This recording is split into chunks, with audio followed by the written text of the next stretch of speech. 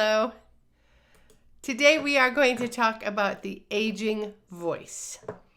I will have some suggestions for you if you want to take a deeper dive, and I hope to give you some tidbits that will be helpful to both you and to your clients. Regardless of what we thought when we were 25, or if y'all are 25, regardless of what you think now, aging happens, and it happens to us. So starting at around age 40, we begin to lose muscle mass and power. Our brains begin to shrink, especially in the areas of the frontal lobe and the hippocampus. Our bones lose mass, and our nerves become less sensitive. These things happen really slowly, so we tend not to notice them while they're happening, except in the case of our voices, where in fact we really notice, most of us. We notice that the voice doesn't behave in the way that it has always behaved. We notice that it starts to do things it never has done before, or we find that it can't do things it used to be able to do. We notice these things and we don't like it. Now, if you are someone who likes to sing, all of that can be really discouraging. If being a singer is part of your identity, a changing voice can shake you to your core. A voice that is changing in ways that the voice owner, finds limiting or unsettling can just affect just everything about you. Your confidence, your self-image, how you spend your time, or even jobs that you'll take. Now, we can't stop Father Time, but we can make the best of an otherwise frustrating situation. You do not have to be that wobbly voiced lady in the soprano section that you remember from when you were a little kid at church. The aging voice takes a little more TLC, just does. But newsflash, that's pretty much true across the board, people. The aging everything takes more TLC and more attention than the younger version. So if your voice is important to you, you do have some choices, both with your health and with your technique. We're going to look at both today, and both of them can make a difference to you and to your clients going forward. That's what we're going to talk about today. So I hope you will stay with me as we unpack this aging voice thing. I am Meredith Colby. I support voice teachers and coaches to create confident teaching and singing of microphone-based styles. I am a voice coach specializing in popular styles, and I teach classes to voice professionals in neurovocal method, helping them to confidently teach popular styles in their own studios. You can also find opportunities for private sessions with me or register for the NVM certification class on my site, meredithcolby.com. Hi, Elspeth. I'm glad you're here. I am the author of Money Notes, How to Sing High, Loud, Healthy, and Forever, which introduces neurovocal method, a way to sing popular styles in a healthy way that is based on brain science. Now, I hope you will share your thoughts and comments with me today on the replay, questions, experiences, whatever you want to share. I love it all. And if something gives you takeaway, hashtag that, man, in the comments. Hearts and thumbs are appreciated as well. It does make Facebook like me better when you press the buttons. So if you enjoy the broadcast, please give me some love in the comments with a heart or a thumb. And if you're thank you for the heart and the thumb. If you're watching on YouTube, please give me a thumbs up and follow me. Thank you. So my freebie today is a short video that I made about our subject today that I think, Elspeth, you have seen this. It is called My 30-Day Challenge for Menopause Voice. And you can get a link to that by putting the word facelift in the comments below, or if you're watching on YouTube, you'll find that link in the comments in the post description. The link will take you directly to that video on my YouTube channel. So if you are using that link, please like the video and follow my YouTube account. I do these broadcasts for you, so you can support me by clicking the like and follow icons. I really do appreciate that. So as I said, we're going to look at both physical stuff and technical stuff to create the facelift, thank you for the heart, facelift for your voice. I want to start by recommending a couple of books to you so that you can dive in deeper if you want to. And there they are, floating there in the ether, right next to me. I'm going to start by giving, wait. Okay, so, and those two books are, one is called Singing Through Change, and it is a labor of love, collaboration between three really smart and deeply caring individuals, Nancy Boss, Joanne Bozeman, and Kate Fraser-Neely, who wrote this book that is really, really important in our voice industry, because it has started the conversation about the changing voice. Because folks, a lot of people who sing are female, like way more than half.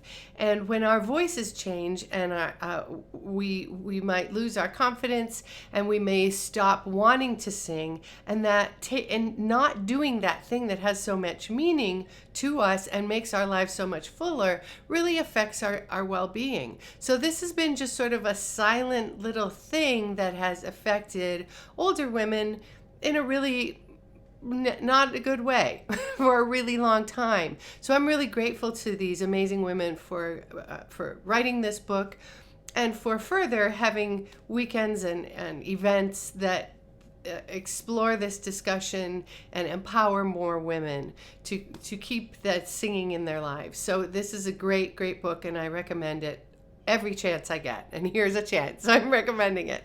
And the other book that I like to recommend is Atul Gawande's Being Mortal. So if you are 50 or north of 50, or you have parents who are north of 60, you should read this book. It is really important. Again, it's initiating a discussion that really needs to be had. And it's important, and it will help you to, especially if you have parents, it will help you to understand and be compassionate and make good decisions with them as they age. So I am going to start today. So those are my two books I want to recommend for today. I'm going to start today by giving you your fun fact for the day. Here it is. It's a physiology fact.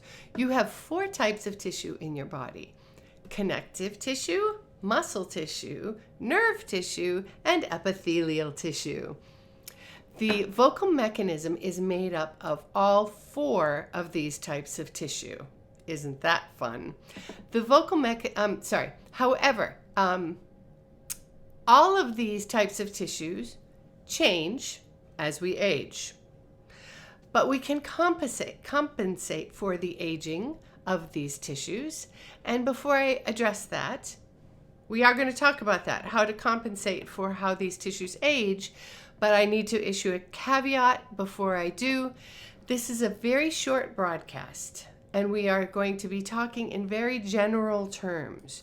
So this talk does not take individual health challenges into account. Your situation or your student's situation may be different, so please keep that in mind as we go forward. Okay, so here we are. Physical stuff. We're going to start with the physical stuff because I love this stuff. As far as your voice is concerned, muscle tissue and connective tissue benefit from similar treatment. That treatment is, drum roll, regular use. Shocker. As you age, your muscles lose mass and your connective tissue loses elasticity. But you can slow that process by using your body, in this case, your voice, talking about your voice, regularly and in a healthy way. There are supplements like estrogen zinc, vitamin E, fish oil, all of those can make a difference too. So you may want to consider getting some professional guidance. If you want to try some supplements, they can make a difference. But typically what happens to us is that we just stop singing regularly. We're too busy, or it's just not part of our daily lives. And then our voices respond to that neglect. You may be surprised what would happen if you vocalized every single day. In fact, that is what my video was about. I was a little surprised. That was what my 30-day challenge was. So if you want to see that and see what happened with me, whoops, that's not the right thing. That's what we were supposed to be looking at just now. Put FACELIFT in the comments and you will get a link to that video. Okay. Nerve tissue, there we go, also falls into the use it or lose it category, although not quite. Not quite the same way that the muscle or connective tissue does. The nerves are in charge of your motor memory, which is the physical part of how you sing. And they are activated when you use them. Crazy, right?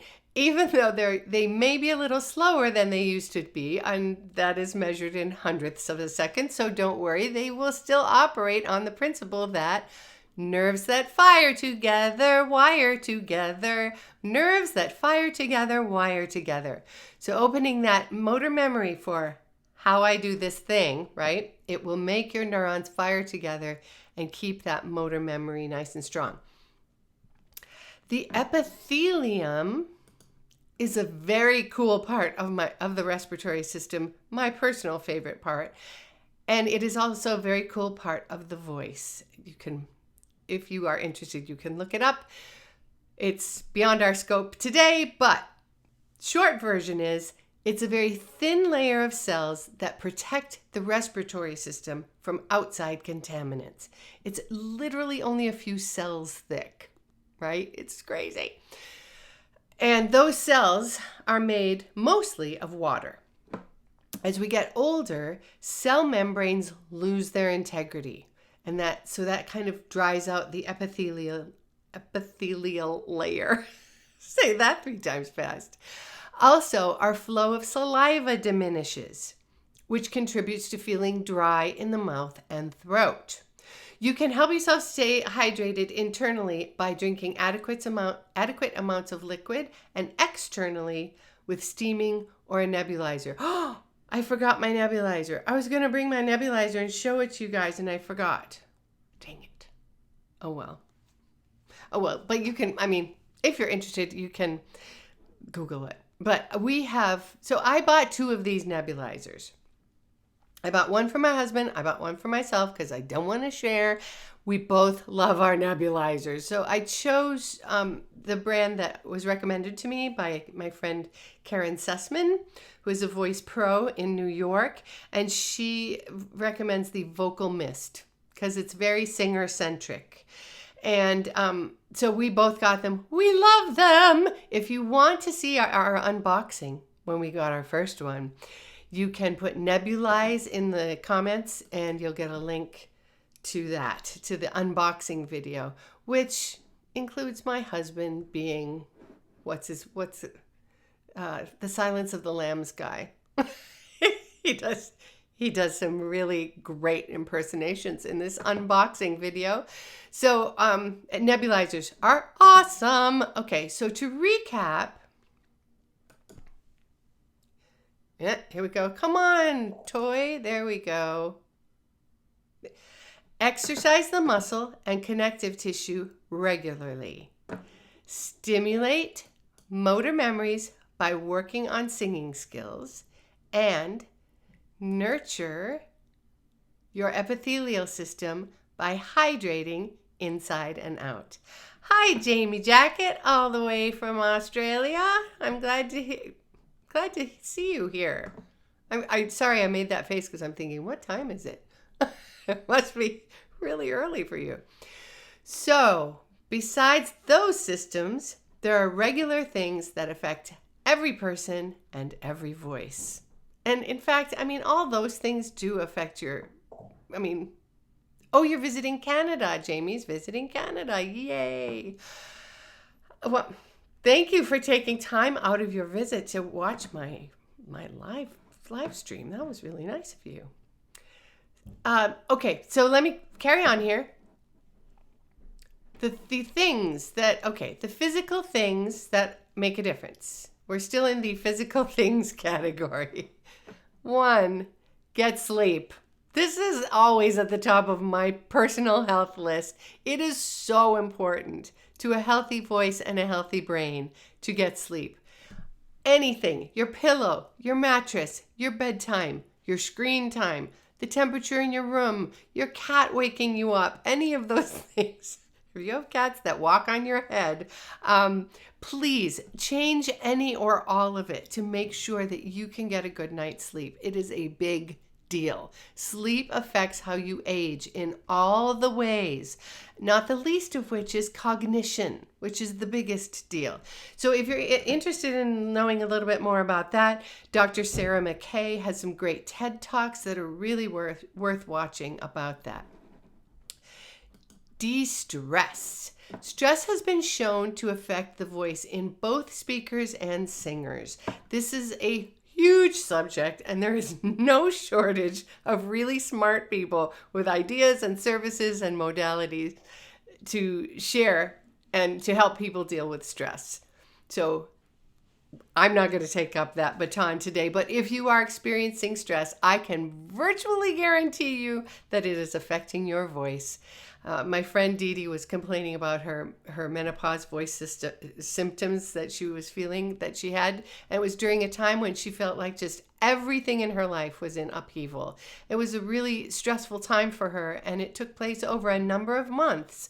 But you know what? When the big thing, which I'm not at liberty to say, but there was an overriding big thing that was stressing her out, when that got resolved, her voice just got better. Like in a matter of days. It was crazy. She told me she hadn't been much of a believer in the stress voice association before, but having experienced it herself, now she's a believer, and I want everyone to be a believer. The other thing is, and this actually relates to what I just said, take a walk, exercise. I know it seems silly that moving your body would affect your voice. It's not intuitive, but it does. In fact, moving your body affects your everything. Exercise contributes to your well-being, and your well-being, or lack thereof, is going to show up in your voice. Moving on to the technical stuff. I am just cruising through this stuff today, you guys. You won't even have to watch this on 1.25 because I am talking so fast. Okay. Technical stuff. This is about how you sing and how it can make your voice sound older or younger. So as you probably know, my area of expertise is singing for popular styles or microphone-based genres, those types of musics that are sung typically into a microphone. The suggestions I have here are for those genres. I'm staying in my lane. They don't necessarily apply to classical music, but they may positively influence your classical singing if you are a classical singer and you are watching this right now or later on the replay. The first is keys. In classical music, the key of a song matters a lot. In popular styles, not so much. In popular styles, the song comes to the singer, so to speak. So if the written key of a song is not suiting your voice for whatever reason, if you don't like the way you sound, do not blame your voice. Blame the key. Move that tonal center around until you feel good singing the song, and then that's your key. To make the transposition, get the sheet music. Click the button on Ultimate Guitar. I don't care. You totally get to do that in popular styles. And you totally deserve to switch things up so that you enjoy your singing. Move that key, my friend. If you don't feel confident doing that or you would like to know more about that, you can register for the summer session of the Neurovocal Certification class, or you can make a personal appointment with me. We will work it out. We want you feeling confident and enjoying your singing. Straight tone. Second thing is straight tone. Isn't that cool how it just slides in there? The widening vibrato, which is one of the big complaints people have in general as they get older, is the wide vibrato. So the widening vibrato is a result of slower neural impulses and, together with, the loss of elasticity in muscle and connective tissue, which is kind of where I started all of this. To a certain degree, you can help that situation by using your voice regularly and keeping it strong and healthy. But if, after making that commitment, you are still not experiencing the vibrato you would like, if you still think it's too wide, then it is time to start singing with a straight tone, straight tone, straight tone. If that makes you nervous, I have a broadcast for you and a blog post for you that you can read that will make you feel better. Obviously, you can't sing most classical repertoire with a straight tone. But you can sing pretty much every other genre with a straight tone. The longevity of the singers who use straight tone is a testimony to the fact that it does not harm the voice. We really need to get rid of that myth. It's ridiculous. Ella Fitzgerald was still singing concerts the year before she died when she was 79. Tony Bennett was born in 1926. He just stopped singing before the pandemic. But wait, there's more. I have more. Sheryl Crow is 60. Evelyn King is 61. Mary Chapin Carpenter, Sean Colvin, and Mark Cohen are in their 60s. They are touring this year. 65 R&B diva Stephanie Mills is 65. Nashville royalty Vince Gill and Patti Loveless are both in their 60s and sound amazing. Stevie Wonder is 71, and my all-time favorite singer, Bobby McFerrin, just turned 72. We have the same birthday. So do not fear the straight tone, my friends. Straight tone, along with a more forward and pop-like placement, will absolutely keep your voice sounding younger. It really does. I'm not lying. Okay, placement is one of those weird words we use in voice teaching. And it's a word that we don't all agree about. But again, I'm not picking up that stick today. We're just going to use this word today. I'm going to use it here to describe the singer's physical experience of the vibrations of their voice. Okay? So just, at least for now, let us agree that that is our definition du jour. When you experience your voice as taking up space in the back of your mouth and throat, that can deliver this lovely rounded tone. But if you feel that what was once a lovely rounded tone is now just old sounding and you don't like it, consider allowing for a more forward and less rounded placement. Listen to some pop, jazz, country singers, and rather than maybe what you have done in the past, you might have been thinking, oh, here's what they're doing wrong. Instead of thinking that, just go, what are they actually doing here, you know? You may be able to discern that more speech-like, more forward placement that I'm referring to here. I have to tell you that whenever classical teachers who take my neurovocal class begin to play around with this placement, they love it. It's a little unfamiliar, takes a little getting used to, but they end up loving having that option to add to their singing. And and the pop teachers, people who are already teaching pop, we're getting a lot of hearts for that. People who are already teaching pop styles, once they really get the handle on how to identify and then also communicate this sense of placement, it's good for everybody. Everybody wins. The teacher wins, the student wins, everybody's happy. So there we go. I did it. We're done. I hope these ideas were helpful. And I'll look forward to hearing from you if you try any of these suggestions.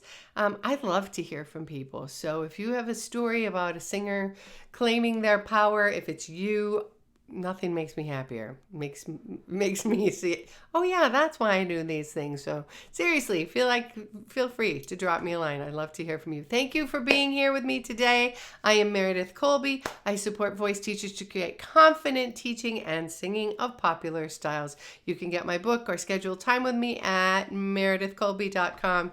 Have a great week. Bye-bye.